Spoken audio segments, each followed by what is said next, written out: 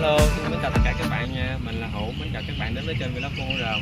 Các bạn ơi, cái vlog ngày hôm nay Hữu sẽ giới thiệu cho các bạn cái khu du lịch sinh thái làng nổi Tân Lập các bạn.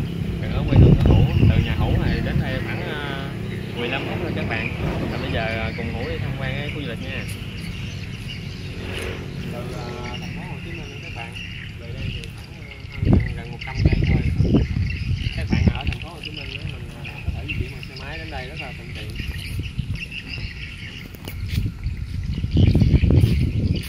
Hiện tại Hữu đang đi là mùa mưa các bạn, tại Hữu chỉ mưa cho nên quay cảnh nó không có đẹp.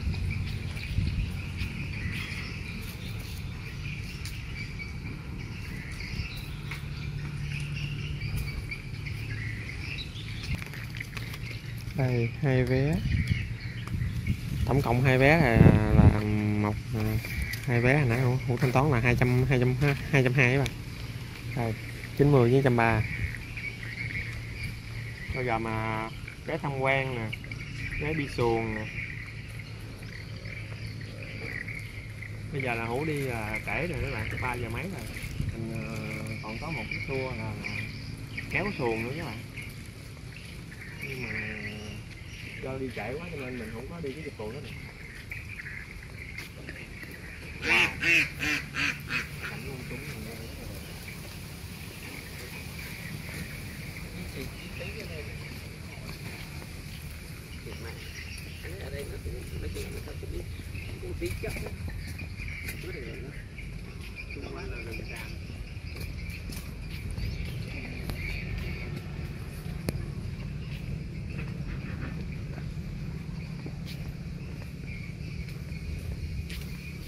Chắc là con đường đi chuyên đường này.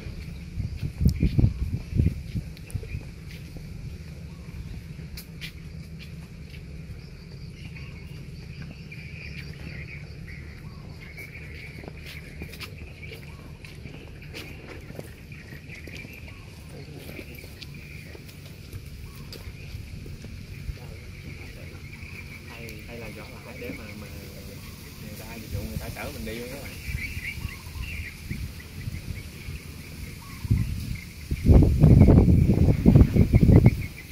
Bông súng với công xanh nhìn đẹp. Ở đây người ta cũng có xe để mà chở mình đi luôn các bạn, chỉ có 5.000 một người thôi. Nhưng mà do Hữu muốn đi tham quan, muốn đi bộ tập thể dục rồi muốn quay phim cảnh này cảnh kia cho các bạn xem.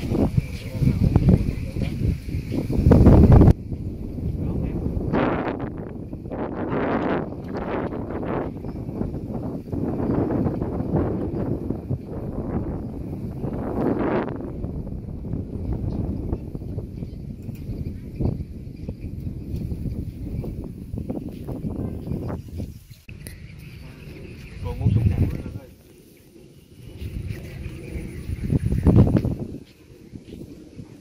Ở miền Tây quê Hữu là sẽ có cái bông súng này là sẽ gọi là đúc cánh vô bông súng các bạn, còn là bóp gỏi. Bình thường thì trồng để làm cảnh rất là đẹp luôn, đẹp không có thua kém gì bông sen.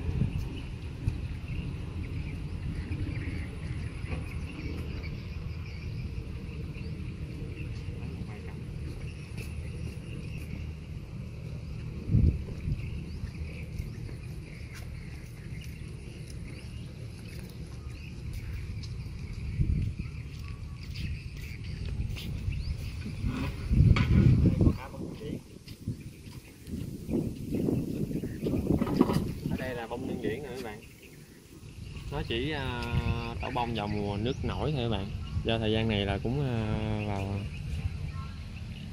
mùa lễ Vu Lan rồi, gần mùa nước nổi rồi các bạn, nên bây giờ là nó có bông rồi. Đây là bông điên điển, nấu canh chuông rất là ngon, bóp gỏi gà là cũng rất là ngon.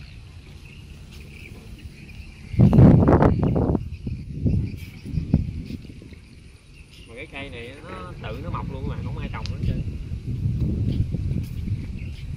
Cứ mùa mưa xuống có độ ẩm là nó tự nó mọc luôn. Đó các bạn thấy không? Đó là cải thiện các bạn. Muốn cải thiện các bạn phải đi sớm, đi trước 3 giờ rưỡi, tại vì cái này 4 giờ rưỡi là nó hết kéo rồi bạn. Mình phải đi sớm nha, mình đi buổi sáng sáng hay hơn. Đó là gì kéo thiền. Nãy nãy mình hỏi là 30.000 một vé hả bạn?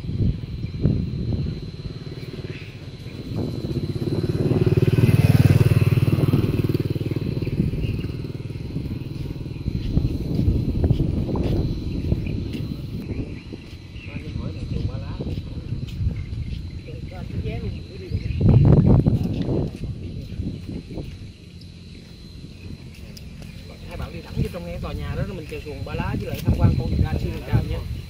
Dạ đó, anh Danh.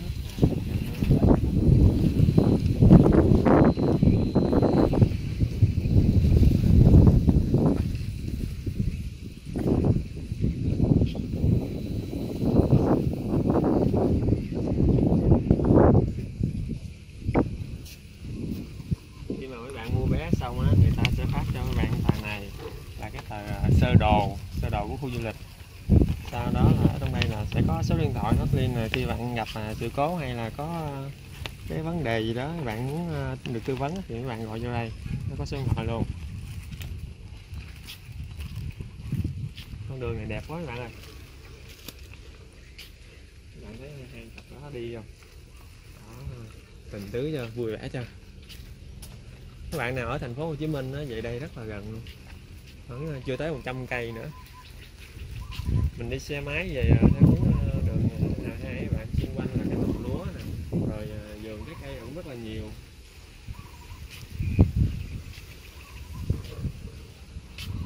Thì đi đến ngã ba Thành Hóa sẽ có một cái chợ nông sản rất là lớn.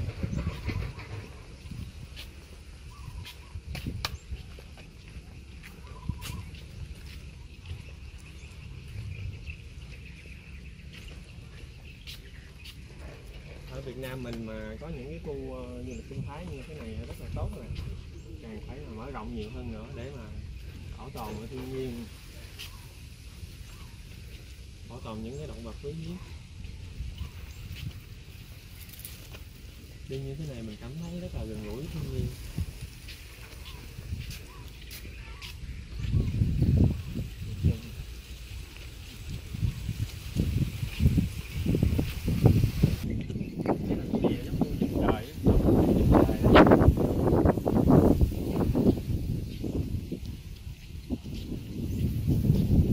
Ở đây có rất là nhiều loài chim luôn các bạn. Ở đây là người ta bảo tồn những loài chim.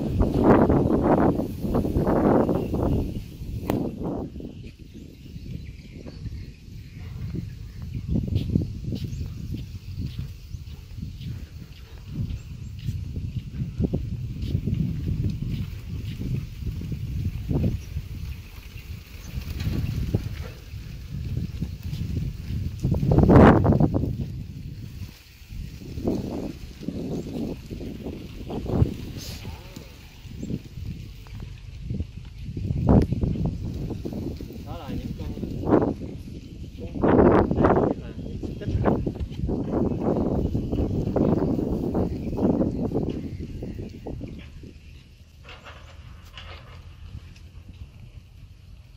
môi trường như thế này nó rất là thích.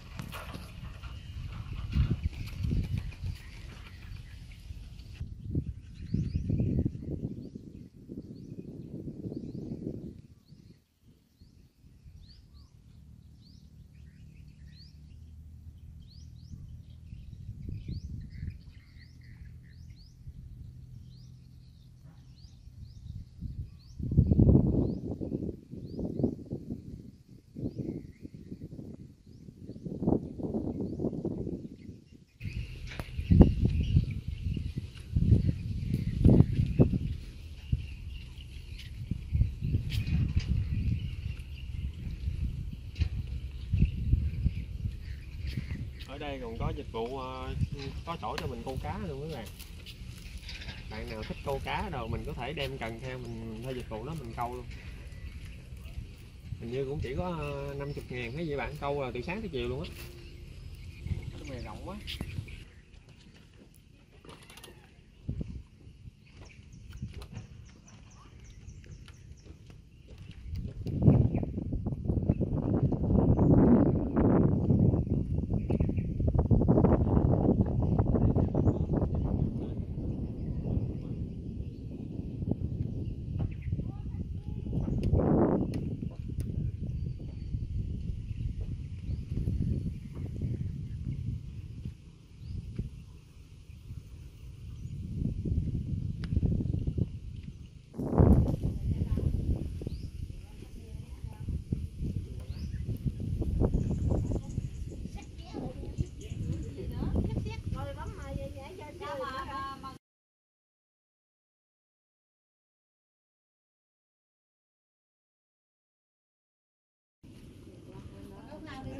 tập vẫn có bình thường mà.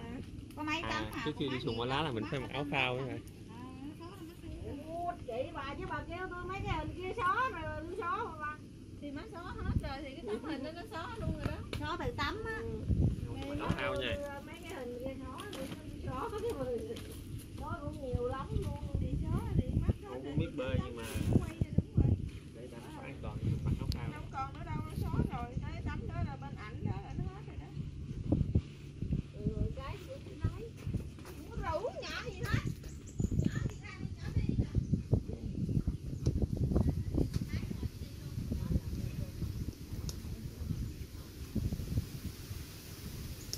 Lên đường thôi. Rồi đến đây cảm giác là đã rồi bạn ơi.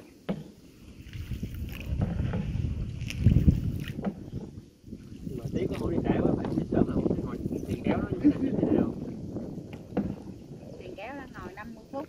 50 phút luôn hả? Ngồi trên thuyền mình có thể là mua đồ ăn theo mình ăn luôn các bạn.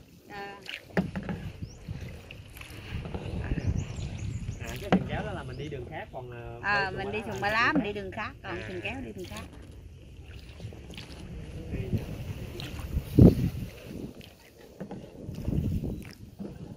Ở đây cũng gần thành phố, chắc chắn mình sẽ quay lại.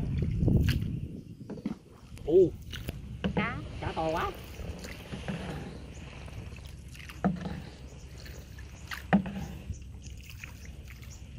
Ở đây là người ta bảo tồn thiên nhiên cho nên không có săn bắt. Cá, rồi chim đồ rất là nhiều luôn. Cá to quá.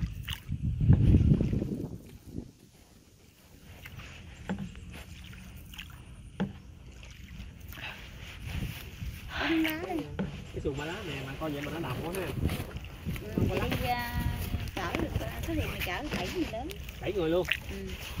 Một trên mũi mọi người, cái mỗi ghế vậy 2 người. Cái chiếc xuồng mét cao nhưng mà được 7 người luôn rồi. Chở nhiều càng ngại càng đầm hơn, cái mình đi 2 người nữa. Vậy đó hả? Nhưng mà mình bơi cho mệt hơn. Chở nhiều thì đi mệt.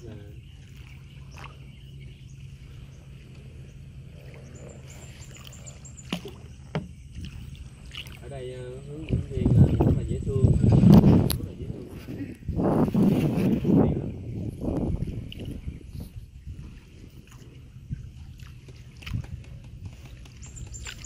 Giá vé thì cũng rất là rẻ.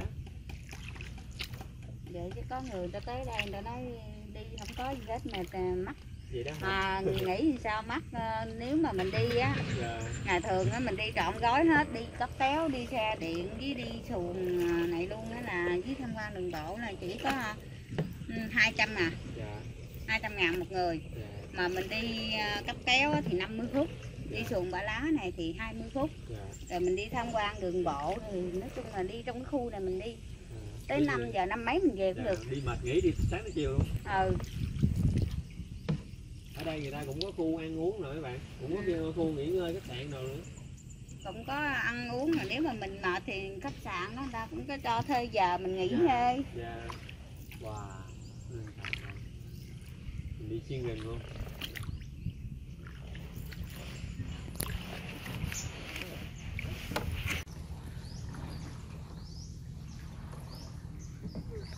Đó, các bạn thấy không? Chim nè. Ở trong đây thú rừng nhiều lắm. Chim, cá rồi rất là nhiều.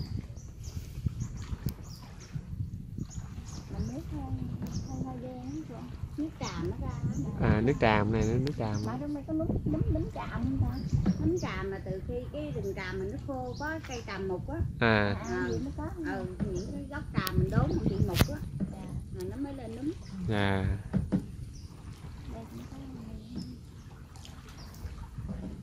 Hình như có một cái con đường mà đi xuyên rừng nữa phải không cô? Ở sau bến xuồng mình nãy đó. Vậy đó. Đó là đường cung. Đường đan đó là con đường đan, Đường đan. Đúng rồi rừng nha. Có duyên lắm nha. Két. Cái bài này.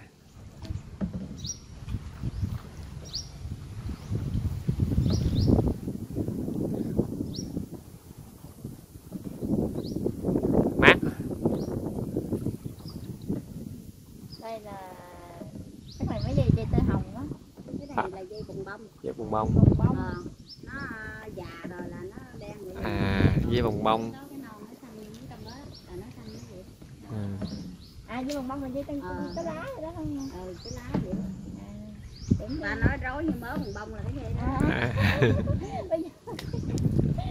Thiệt mà rối thiệt, em bứt nó đâu có đứt đâu, chỉ có dùng dao bén cắt nó không à. Đi nó khô khô chứ mình bứt đi đứt tay mình chứ không đứt nó. Nhưng mấy cây này là do mình chặt hay là Gió nó ngã. gió ngã nó chị?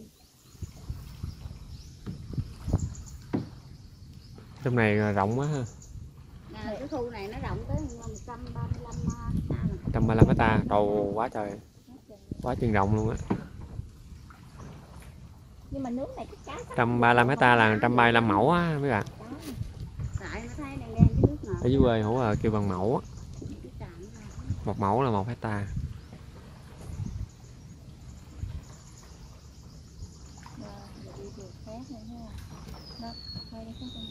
Đây cũng có một con đường nữa nè. Con đường đó mình đi vòng về đường khách sạn. quanh năm nó ngập nước gì luôn không chị?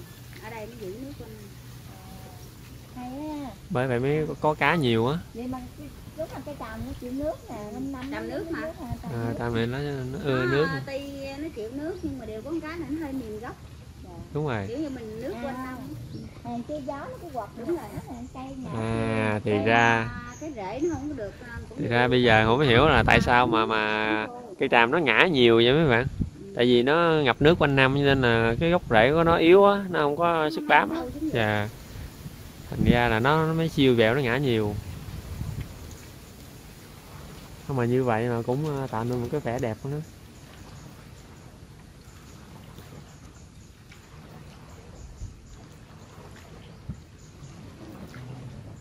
Khi mà có bão rồi gió mạnh rồi các bạn, thì những cây này nó sẽ siêu vẹo vậy đó. Đó.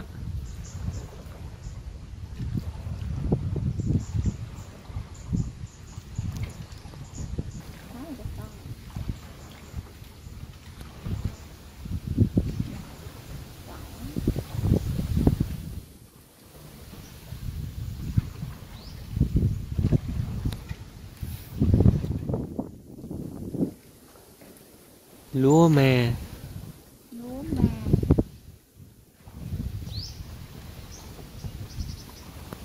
Đầu tiên nghe tên gọi lúa me.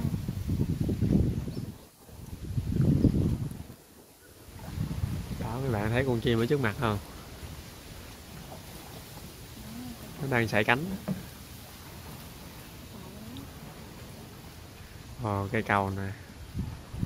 Cầu này chắc là bắt có con đường đi xuyên rừng quá. Cầu này là đi xuyên qua bên đảo Chim. Xuyên qua đảo Chim. Nhưng mà mình ở lại được khách sạn á. Mấy chiều mới đi được. Dạ. Tại vì chim cầu là 5 giờ mấy nó mới về. Dạ. Mình cũng được khách sạn qua đi Con này nó dạng quá các bạn. Bơi gần tới nó luôn mà nó không bay nè. Con này kêu bằng con vịt trời phải không ta? Con còng cọc hả? Con này bắt cá giỏi lắm nè. Dạng ghê không? Nó lặn ở dưới sông này. Cái lông đẹp. Vậy là nó dưới sông. Nó lặn, con nó bắt cá tài tình luôn á. Con nó bắt cá hay lắm á. Nó ăn một cái nha, tới tổ. Vậy đó. Ở đây cá nhiều mà. Nó mới gấp được con cá nào khỏi thảy.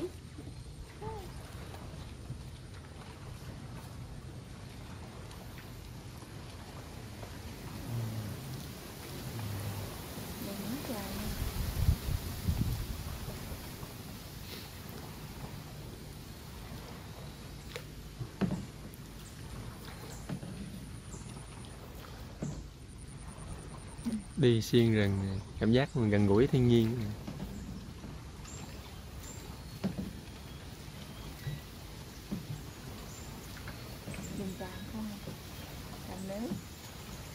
Hồi xưa ông ruồi nhiều lắm á, bây giờ không thấy nữa.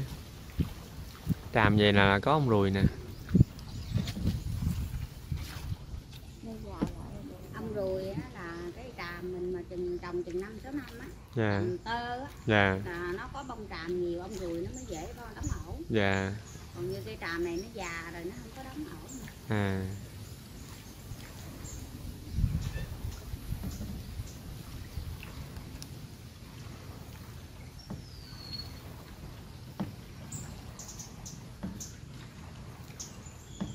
Mà này nếu mà mùa nước lũ chắc là nước cao lên nữa hả cô hả chị? Lên tới 1 mét nữa nè. À lên tới 1 mét nữa. Nè, tới cái chớn nước kia nè. Dạ. Cái này là nếu mà tới mùa nước nổi đi sẽ đẹp hơn nữa. Tại vì nó sẽ cần gần cái đọt á. Gần cái đọt mình sẽ giống như một viên trong một cái cây mà che hai bên.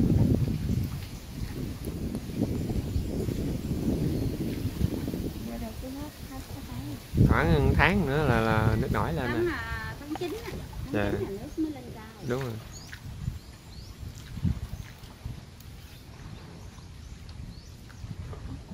Cái bằng bông này.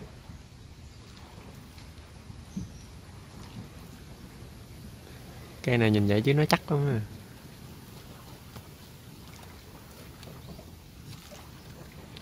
Ủa khu du lịch này là mở lâu chưa chị? Khu du lịch này mở năm 2016. 2016. Con Còng Gọc được 3 năm rồi. Nó có hồi năm 2003 là nó đã có rồi. Dạ. Hồi trước của nhà nước đó. À vậy đó hả? Sau này tư nhân mới đầu tư. Dạ. Vô là hoạt động năm 2000. Chắc tư nhân thuê lại á. Thuê lại 50 năm. 50 năm. Dạ. Mà nó mới có làm được có 3 năm. Dạ. Không mà mới mở 3 năm nhưng mà rất là nhiều người biết đến luôn á. Dạ, ở thành phố là nổi lắm á. Nói chung là mấy ngày lễ thì đông khách lắm. Dạ. Mấy ngày lễ chủ nhật đồ là dân ta con đổ về nhiều. 100 200. Dạ. 200 mấy. Nếu mà có khách đoàn nữa thì cũng gần 300. Dạ. Nhà con muốn ở gần đây nè. Thì sẵn làm clip và giới thiệu với mọi người rồi đến đây.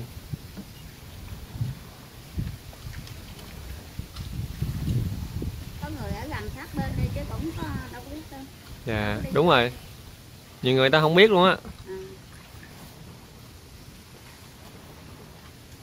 Mấy người ở xa là nhờ con cái khách đi rồi chụp hình đưa lên á. Đúng rồi.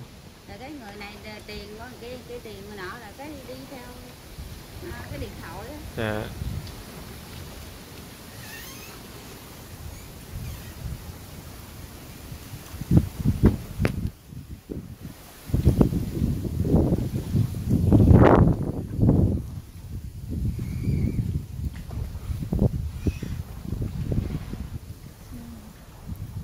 Đó, trong đó là sen.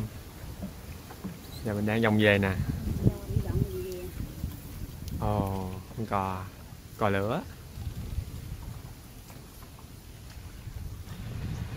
Lên trên trồng lúa rồi. Bên đó nó còn đang khai thác. Nó cò nó về bay đảo tới giờ nó về ngay chỗ khu. Đó bạn thấy cò bay không? Bây giờ còn sớm các bạn, khoảng tầm 5 giờ trở lên á là cò nó mới bay về, chim cò nó mới bay về. Chứ ban ngày nó đi kiếm ăn.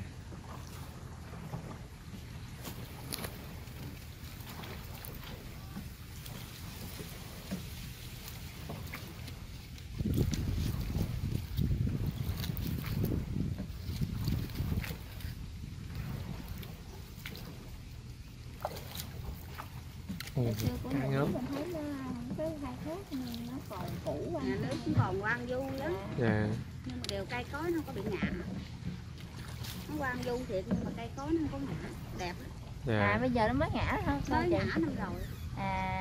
Mùa nước vừa rồi đó là bị gió bão, hôm nay bão nữa nó ngã thêm mấy dặm. Dạ. Mấy cây mà mới đốn còn mới là mới ngã đây. Nãy cầu này mình đi ngang đúng không? Cái nhà nè, đây đường điện ta đi quá. Là đưa khách lên ngay chỗ này nè. Dạ, bộ qua ngang cái cầu. Dạ. Sóc kìa con người kìa. Kìa, Sóc. Con bị để đậu đây nè. Ở đây là thú rừng nhiều lắm. Cá ngớp. Sóc mà trong đây nó ăn cái gì trời? Làm cái gì nó ăn ra? Có bông tràm, lá tràm rồi có khi nó ăn ốc, ăn cá rồi. Nó bắt ốc nó ăn.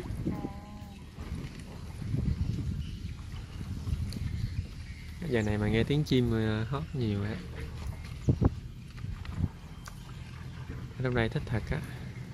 Gió mát rồi à mấy bạn. Nghe tiếng chim hót ríu rít nữa.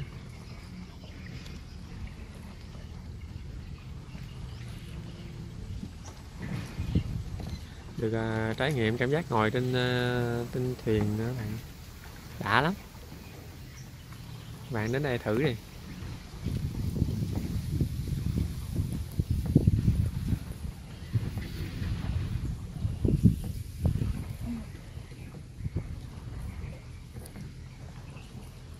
Đấy, cầu vồng kìa, thấy cầu vồng hả? Ồ, cá. Cầu vồng quá. Cá bây giờ. Cầu vồng. Sắp mưa rồi đó. Thấy cầu vồng nó chắc sắp mưa rồi đó. Ngắn thì trời nắng, dài thì trời mưa. À vậy đó hả? Đây chưa, đấy, chưa thấy cầu vồng. À. Ui, kia con mồng Trích. À, con Con trích trích, kìa. đúng rồi, con này con trích nè. Đẹp nha. Đó. Đẹp á, trích đẹp ghê á. Thú rừng đây nó dạng quá chừng, nó thấy mình nó không bay luôn.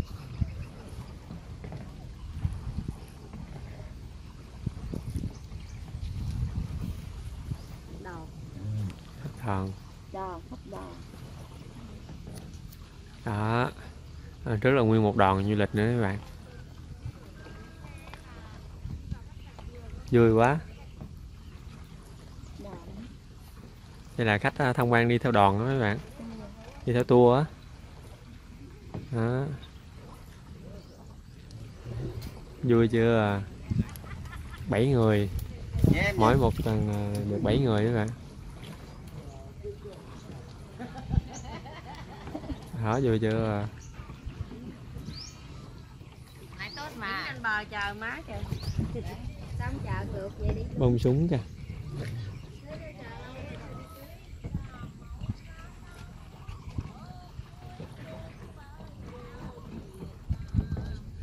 Hay quá.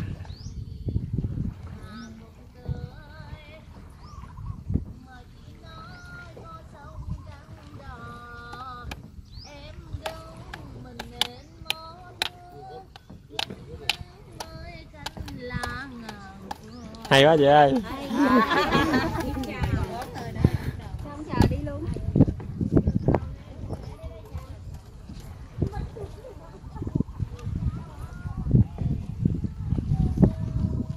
Đó, bông điên điển nè các bạn. Ở đây cũng có nữa nè. Ở đây đi theo đoàn các bạn, đi tour mà đi theo đoàn đông vui, đi theo nhóm gia đình đó các bạn, cái đông vui lắm. Tại vì một chiếc thuyền một tàu này nè, mình có thể ngồi được 7 người, mình ngồi chung với nhau mình đi vui nữa. Ca hát rồi.